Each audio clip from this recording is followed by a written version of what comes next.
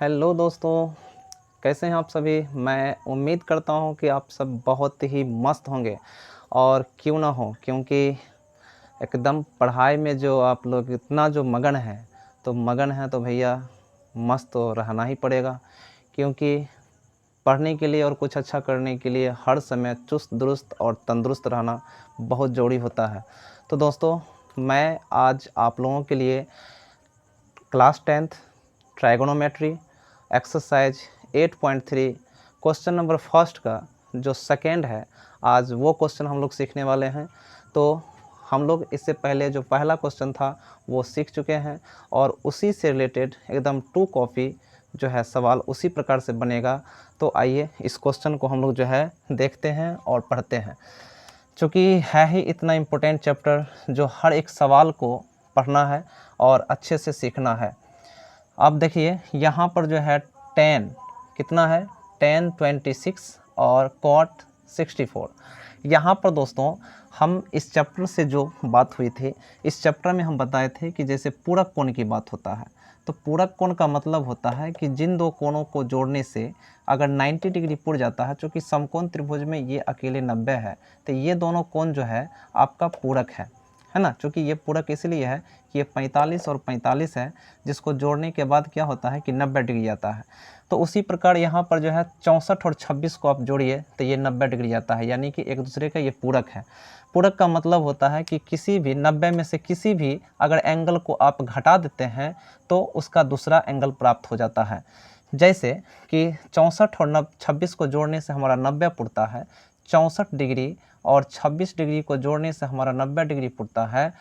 तो अगर 90 में से आप किसी एक एंगल को घटाते हैं तो उसका दूसरा एंगल प्राप्त हो जाता है। जैसे कि 90 में से 64 घटाते हैं तो 26 आ जाता है, या फिर 90 में से आप 26 को घटा देते हैं तो 64 डिग्री आ जाता है। तो कहने का मेरा अर्थ यहाँ पर यह है कि यहाँ जो है tan और cot, हम लोग जानते हैं कि tan और cot एक दूसरे का अपोजिट है ना, एक दूसरे का अपोजिट है। तो यहाँ पर जो है हम लोग दोस्तों कन्वर्ट करेंगे। कैसे कन्वर्ट होगा वो पहले जान लेते हैं। पहले देख लीजिए सूत्र, हर एक सवाल को बनाने के साथ साथ सूत्र भी लगाना सीखिए, ताकि हर एक सूत्र क्या होगा आपको सवाल के साथ साथ कंठस्थ होता रहेगा, याद होते रहेगा। जैसे कि आप लोग जानते हैं कि tan जो है 90 माइनस थीटा बराबर क्या होता है, तो cot थीटा होता है। जी हाँ, यहाँ पर जो है tan 90 डिग्री यानी कि 90 में से किसी भी एंगल को घटाते हैं तो वो क्या हो जाता है कि कॉट में बदल जाता है। अगर कॉट 90 माइनस थीटा करते हैं तो ये आ जाता है tan में। किस में आ जाता है, tan थीटा, ये tan में आ जाता है। तो यहाँ पर इस सवाल को लगाने के लिए हमारे पास ये दो सूत्र है और ये दो सूत्र में से किसी एक सूत्र का हम लोग इस्तेमाल करेंगे। और क्यों करेंगे ये भी बता देते हैं, क्योंकि आप tan को cot में या फिर cot को tan में, तो आपके पास सिर्फ और सिर्फ एक ही ऑप्शन है कि आप किसको चेंज कर रहे हैं, किसी एक को ही चेंज करना है। क्योंकि अगर tan करते हैं तो cot को नहीं कर सकते हैं, cot को चेंज करते हैं tan में तो फिर tan को नहीं कर सकते हैं।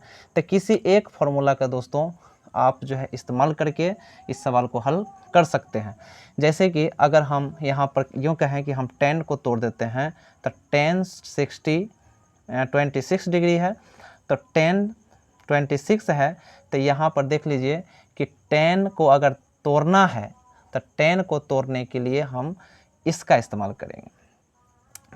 tan थीटा बराबर क्या होता है, cot 90 में से थीटा घटा, तो यहाँ पर थीटा था तो थीटा घटा, यहाँ पर क्या है 26 है तो 26 घटेगा। अब यहाँ पर cot और 90 में से इसको घटा दीजिए तो क्या बच जाएगा, 64 बच जाएगा। कहने का मतलब हुआ कि tan जो है 26 डिग्री का वैल्यू आ गया cot 64। तो यहाँ पर आप दोस्तों इस मान को बैठा लीजिए, tan के जगह पर आप जो है 64 बैठा सकते हैं, क्योंकि tan 26 के बराबर में आया है। तो tan 26 के बराबर में आया cot 64, तो cot 64 बाय cot 64, तो ये दोनों कट करके कितना वैल्यू आया, 1।